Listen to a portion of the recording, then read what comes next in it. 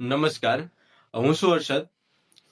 આપણે ગયા વિડીયોમાં વાત કરી હતી રોજગારને લઈ. હવે આ વિડીયોમાં આપણે વાત કરવી છે શિક્ષણને લઈને, અને શિક્ષણમાં પણ ખાસ કરીને વાત કરવી છે સ્કિલ્ડ ડેવલપમેન્ટ જે કોર્સીસ આવે છે એને લઈને.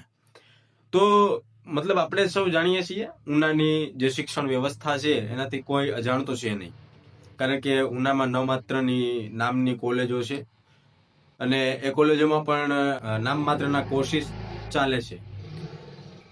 હવે આ જે કોર્સીસ ચાલે છે એ કોર્સીસમાં મતલબ કયા પ્રકારના કોર્સ ચાલે છે? તો હ્યુમેનિટીને લગતા કોર્સ ચાલે છે. હ્યુમેનિટીને લગતા મીન્સ કે જે BA BCom BEd ને જે પણ હોય, જે મતલબ કોર્સ કરીને કોઈ સ્કિલ તો ડેવલપ નથી થવાની, પણ સરકારી નોકરી કે વગેરે વગેરેમાં એ મતલબ કામ લાગે, અને ગ્રેજ્યુએશન કોર્સીસ ચાલે છે. પરંતુ ઉનામાં અત્યારે એવા એક પણ કોર્સ નથી કે એવી એક પણ સંસ્થા નથી કે જે સ્કિલ ડેવલપમેન્ટ કરાવી શકે. હા, એક છે કે જે ITI સંસ્થા ચાલે છે. તો ITI તો લગભગ દરેક તાલુકાએ અત્યારે ઉપસ્થિત છે અને સંચાલિત પણ થાય છે. પણ આપણે સૌને જાણીએ છીએ કે જે ITI સંચાલિત થાય તો કેવી રીતે થાય છે, અને અત્યારે પણ દેલવાડામાં આપણે ITI ઉપલબ્ધ છે. તો એ દેલવાડામાં ITI ઉપલબ્ધ કઈ રીતે છે અને કઈ રીતે સંચાલિત થાય છે, અને ત્યાંથી કઈ રીતે વિદ્યાર્થીઓ પાસ આઉટ થઈને નીકળે છે, આપણે સૌ જાણીએ છીએ. પરંતુ જો હાઈ લેવલની વાત કરીએ કે જે પોલિટેકનિક કોર્સીસ આવે છે, ડિપ્લોમા, બરોબર, તો એના માટે અત્યારે ઉનામાં એક પણ સંસ્થા નથી.